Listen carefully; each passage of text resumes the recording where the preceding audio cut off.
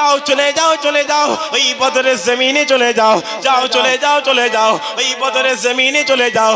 ওই বদরের জমিনে, ওই বদরের জমিনে একদিকে 313 জন সাহাবা দাঁড়িয়ে রয়েছে, অন্যদিকে 1000 কাফের দাঁড়িয়ে রয়েছে। একদিকে 313 জন সাহাবা দাঁড়িয়ে রয়েছে, অন্যদিকে 1000 কাফের দাঁড়িয়ে রয়েছে। একদিকে 9টা ঘোড়া দাঁড়িয়ে রয়েছে, অন্যদিকে 140টা ঘোড়া দাঁড়িয়ে রয়েছে। একদিকে 4টে তরবারি রয়েছে, অন্যদিকে 700 তরবারি দাঁড়িয়ে রয়েছে।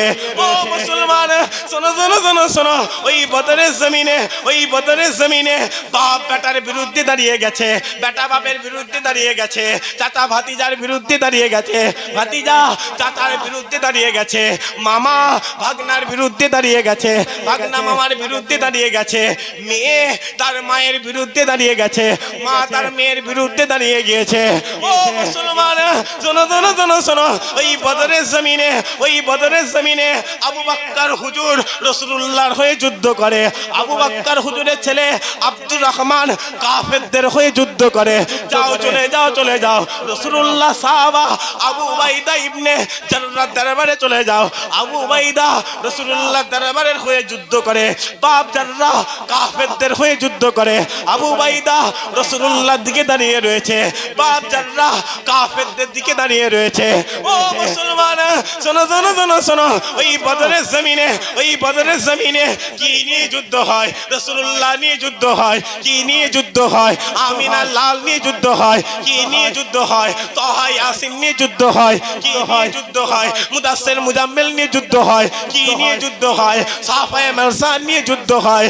ও মুসলমান শোনো শোনো শোনো শোনো, ওই বদরের জমিনে, ওই বদরের জমিনে বাপ বেটাকে ছেড়ে দেয় নাই, বেটা বাপকে ছেড়ে দেয় নে, মা তার মেয়েকে ছেড়ে দেয় নে, মেয়ে তার মাকে ছেড়ে দেয় না, চাচা ভাতিজাকে ছেড়ে দেয় নে, ভাতিজা চাচাকে ছেড়ে দেয় না। ও মুসলমান শোনো শোনো শোনো শোনো, ওই বদরের জমিনে যুদ্ধ শুরু হয়ে গেল, তার বাড়ি চালানো শুরু হয়ে গেল। 313 জন সাহাবা আর 1000 কাফের, কাফেরদের দিকে শক্ত মাটি পড়ে গেছে, আর সাহাবা হুজুরদের দিকে বালু মাটি পড়ে গেছে, নরম মাটি পড়ে গেছে। ও মুসলমান শোনো শোনো শোনো শোনো, যুদ্ধ হতে হতে, যুদ্ধ হতে হতে আবু উবাইদা হুজুরের তরবারিটা, আবু উবাইদা হুজুরের তলোয়ারটা বাপ জাররা বাপের গর্দানে চলে গেল, বাপের গর্দানে চলে গেল। আর যখনই চলে যায়, আর যখনই চলে যায়, বাপের ঘাড় থেকে গর্দান কেটে দুটো টুকরো হয়ে গেল, গর্দান জুদা হয়ে গেল। আর যখনই জুদা হয়ে যায়, আবু উবাইদা নিজের বাপের মাথাটা নিয়ে, নিজের বাপের কাটা মাথাটা নিয়ে চুলের মুঠিটাকে ধরে টেনে টেনে টেনে টেনে আমিনা লালের দরবারে হাজির হয়ে গেছে, আকা মাওলা রাসূলুল্লাহ দরবারে হাজির হয়ে গেছে, হুজুরের দরবারে হাজির হয়ে গেছে। আর যখনই হাজির হয়ে গেছে, রাসূলুল্লাহ বলতে লেগেছে, এ আবু উবাইদা, এ আবু উবাইদা, বলো বলো বলো বলো, এই মাথাটা কার, এই গর্দান কার, এই সাতটা কার?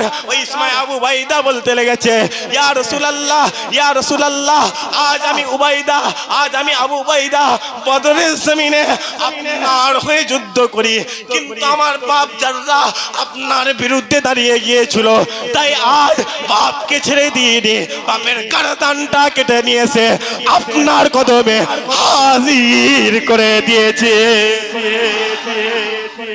মুসলমান আবু উবাইদা বাপের গর্দান কেটে নিয়েছে, হুজুরের দরবারে হাজির করেছে। হুজুর বলছে, আবু উবাইদা কি করেছো, কি করলে আবু উবাইদা? বাপের গর্দানকে হাজির করে দিয়েছো। হে আবু উবাইদা, এই বাপ তো আল্লাহ তোমার জান্নাতের দরজা করেছে, তোমার বাপকে আল্লাহ তো তোমার জান্নাতের দরজা করেছে। যখনই বলেছে আবু উবাইদা হুজুর নিজের আব্বা যেন মাথাটাকে ধরে, মাথাটা হ্যাট করে ঝরঝর করে কাঁদছে, কাঁদতে কাঁদতে কাঁদতে কাঁদতে আবু উবাইদা হুজুর হেসে ফেলেছে। যেটা হলো নি সুবহানাল্লাহ, মুহাম্মাদের সাথে বলেন সুবহানাল্লাহ। রাসূলুল্লাহ বলছে, হে আবু উবাইদা হাসছো কেন? বলে, ইয়া রাসূলুল্লাহ আপনি কি বললেন? বলে, বাপকে আল্লাহ জান্নাতের দরজা করেছে, মাকে আল্লাহ জান্নাত করেছে।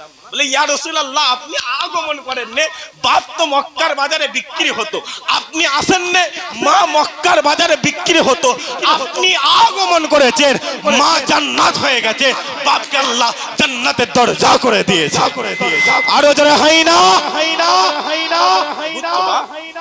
হুজুর আগমন করেছে, আল্লাহ বাপ মায়ের ইজ্জত বাড়িয়েছে। অতএব আজ সমস্ত কিছু রাসূলুল্লাহর কদমে কুরবান।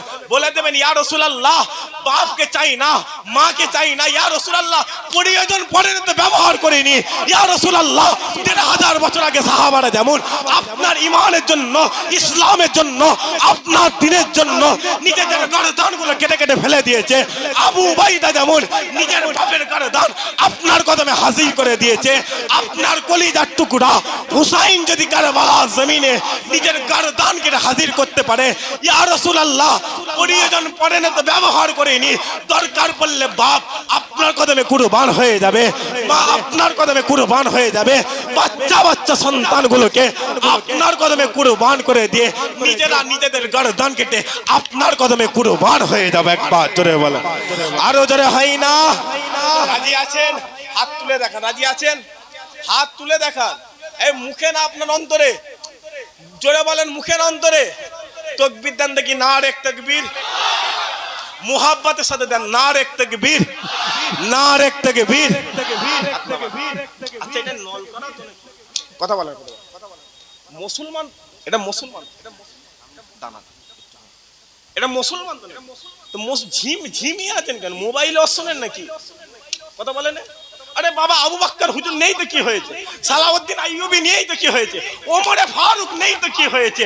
শোনো, আজ ওমরে ফারুক বিদায় নিতে পারে, হুসাইন বিদায় নিতে পারে, আবু উবাইদা বিদায় নিতে পারে, তাদের উত্তরসূরিরা আজও হিন্দুস্তানে হাজির রয়েছে। আরো যারা হয় না, সাহাবারা যুদ্ধের ময়দানে তাকবীর দিয়েছিল, কাফেররা মাঠ ছেড়ে চলে গিয়েছিল। আজ নলকারা জমিন থেকে প্রমাণ করতে হবে। শোনো, নলকারা জমিনে কোনো গোলামের বাচ্চা গোলাম থাকে না, কোনো দালাল থাকে না। রাসূলুল্লাহর বিরুদ্ধে কথা হবে, ঘর থেকে গর্দানকে আলাদা হবে। শোনো শোনো, আজ নলকারা জমিনে মদিনাওয়ালার গোলামরা হাজির রয়েছে। একবার জোরে বলেন, আরো যারা হয় না তাকবীর দেন দেখি, নারে তাকবীর, নারে তাকবীর, নারে তাকবীর, নারায়ে মুস্তাফা, নারায়ে মুস্তাফা,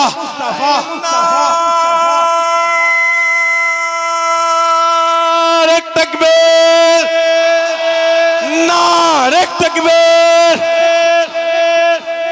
রাগ করছেন নাকি আপনারা? এই রাগ করেন না তো, অন্তরে পয়দা করে নেবেন। শোনেন, পরিষ্কার কথা, বিড়ালের মতো কুকুরের মতো বেঁচে লাভ নেই। 1 ঘন্টা এই জায়গায় যদি আমি চাইছি এক্ষুনি যদি মরে যায়, এক্ষুনি যদি মরে যায়, গোসল দেওয়ার দরকার নেই, গোসল দেওয়ার দরকার নেই, কবরে শুইয়ে দেবে, বিনা হিসাবে আল্লাহ জান্নাত দান করে দেবে।